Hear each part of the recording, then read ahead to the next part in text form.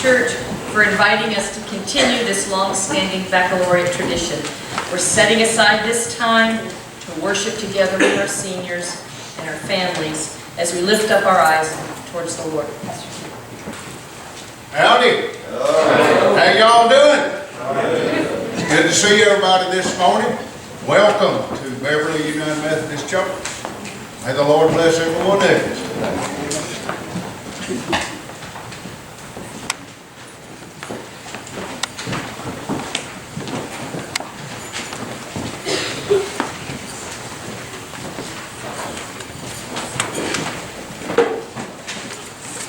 Please pray with me. Our Father God, how wonderful are the works of your hands. As we gather here today to celebrate a step forward into new places, with new people and new experiences, let us not forget the blessing that follows us behind. May your Holy Spirit guide us throughout this day. Thank you for everything. Amen. Amen.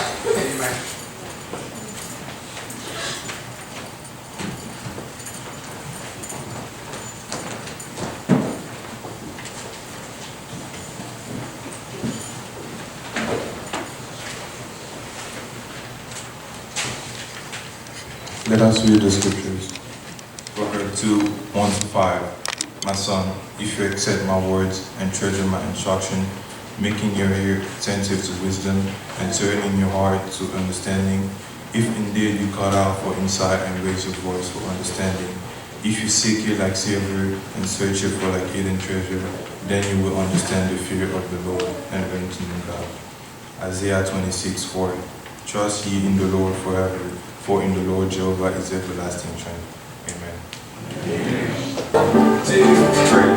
I've a hope prepared where the saints abide. Just offering the glory land. I want to be a messenger of love. Just offering the glory land. Just offering the glory land.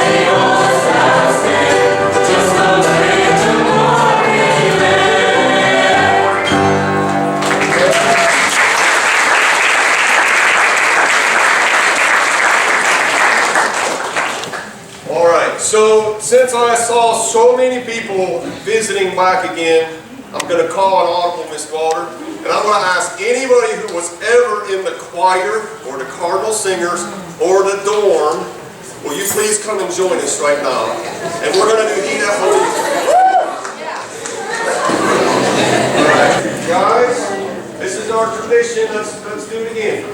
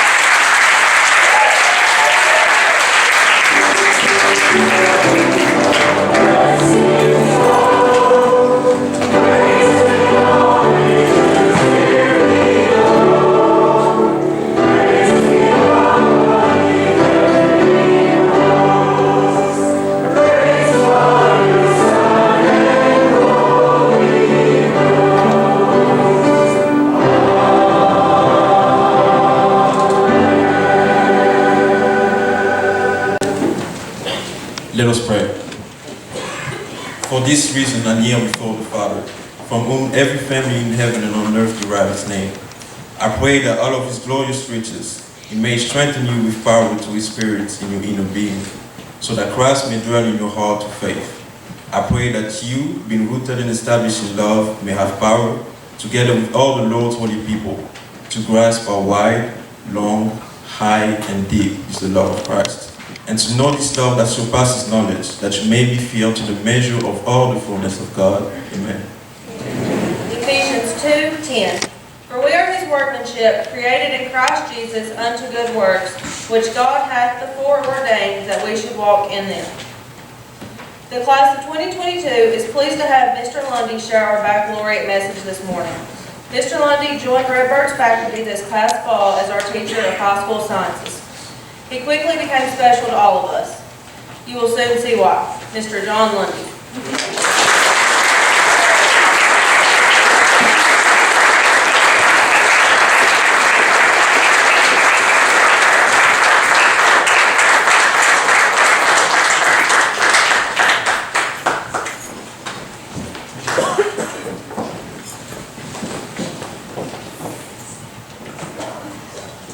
They're not supposed to make me cry before I get done. And they're trying their hardest. First, I want to give honor to Pastor Ted Brock, as well as give honor to the administration, faculty, and staff of Redbird Christian School, to the parents that have loaned us your children, in which that loan has turned into a family. It is with great honor that I stand before you today. It is an even greater honor, the reason that I stand here today. I have to say I almost declined because this class is such a great and awesome set of students. I thought, what could I possibly say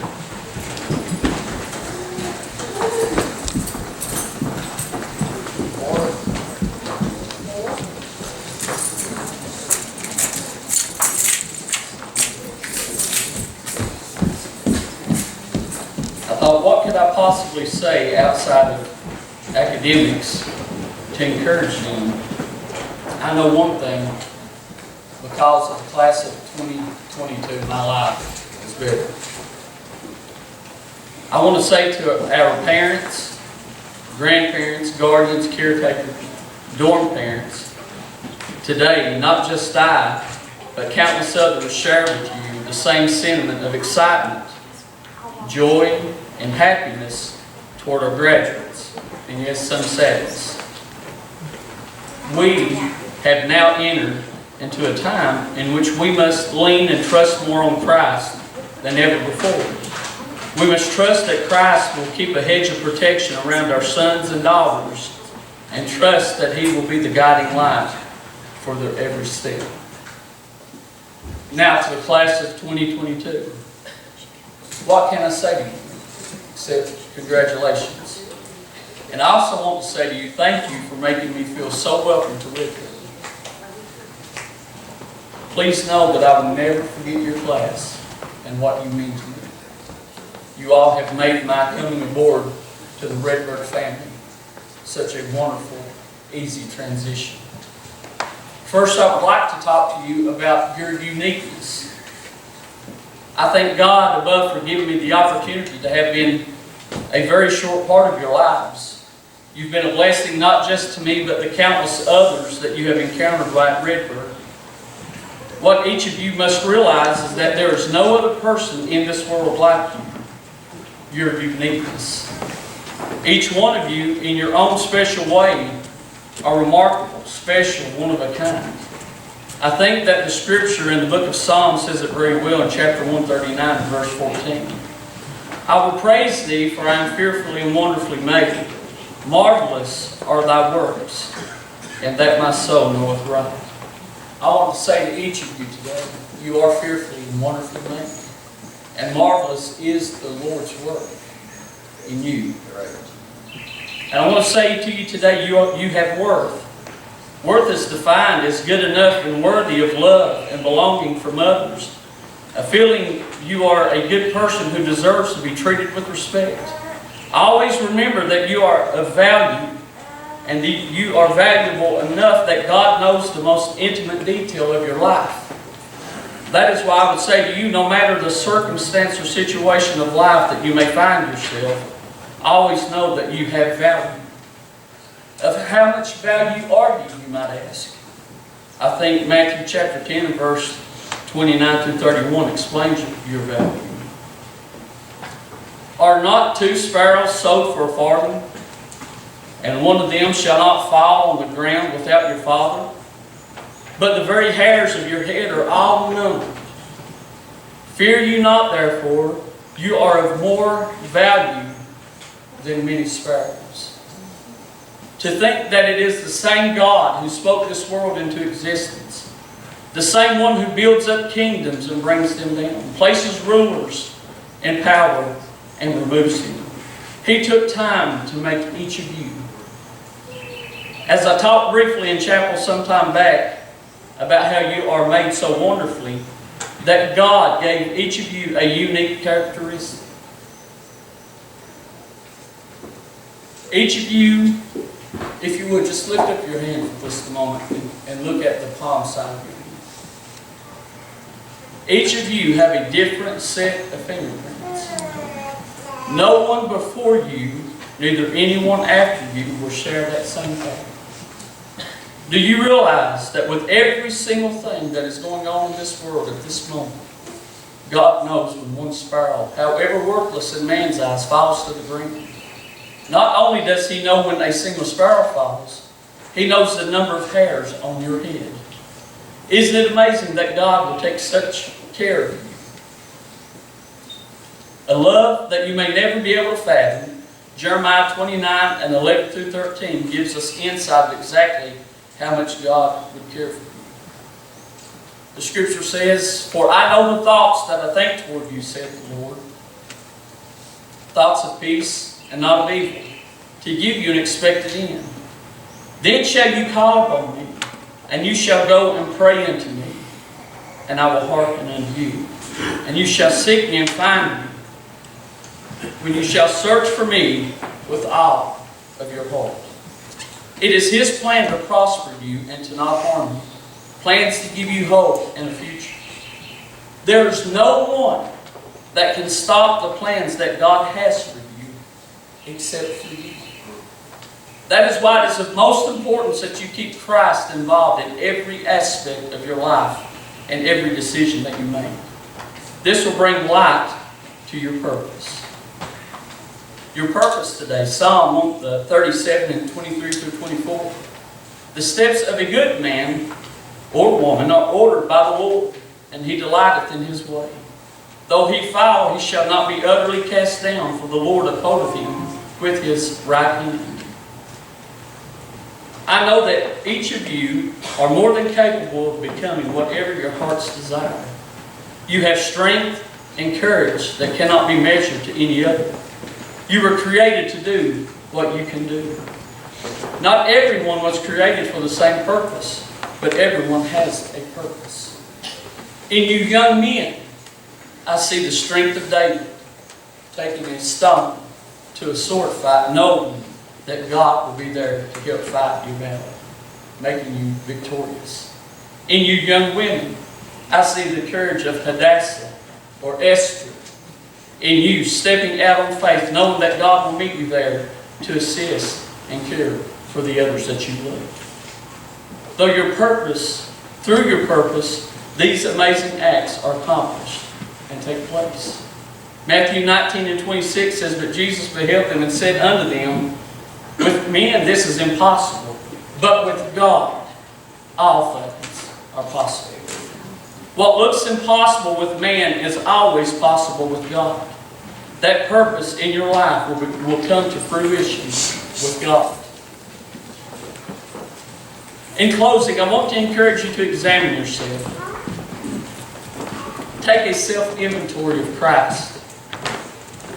He is just a prayer away if He does not dwell inside of you. You can call on Him and He will take residence in your life. The reason I ask this is because there will be situations that you will face in life. And the only way you will overcome is to follow the direction that is laid out in Scripture. Proverbs 3:5-6 says, "Trust in the Lord with all thine heart. Lean not to your own understanding. In all thy ways acknowledge him, and he shall direct your paths." I wish that I could tell you that there will never be any disappointments in life, and that there will never be any pain associated with those disappointments. And I promise if I had the power and ability to take away any hardships, disappointments, or pain that you should face in the future, I would do so swiftly. But remember that your disappointments do not define you. You are more than your disappointments. Anything that is worthwhile in life will require of you to believe more of yourself and trusting in Christ while seeing you through. It isn't what others think about you, but it's what God knows about you. Take comfort in knowing that you will always have family, not just in me, but in Redwood.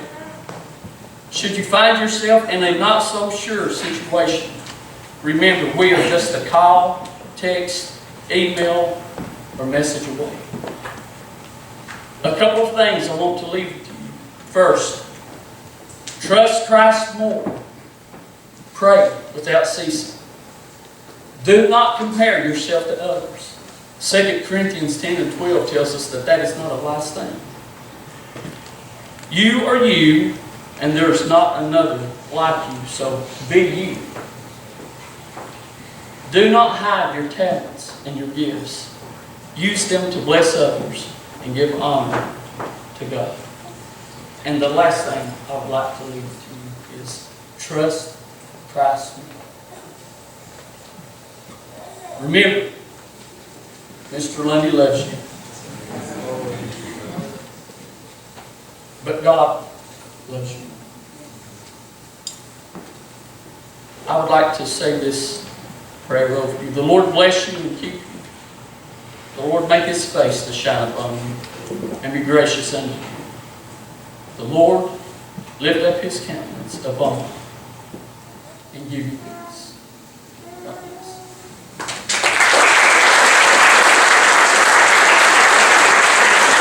Praise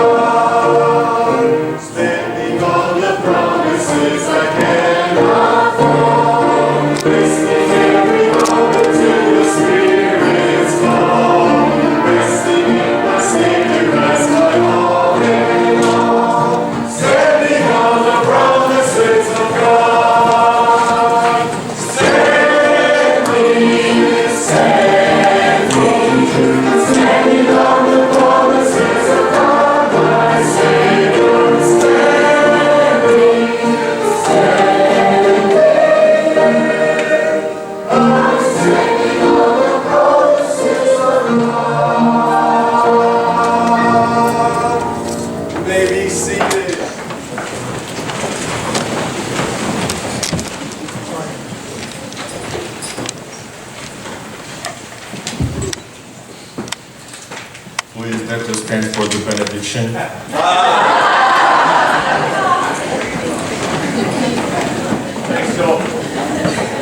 Ephesians 3, verse 22-21. Now to him who is able to do immeasurably more than all we ask or imagine, according to his power that is at work within us, to him be glory in the church and in Christ Jesus throughout all generations, forever and ever. Everybody say, Amen. Amen. You may be seated.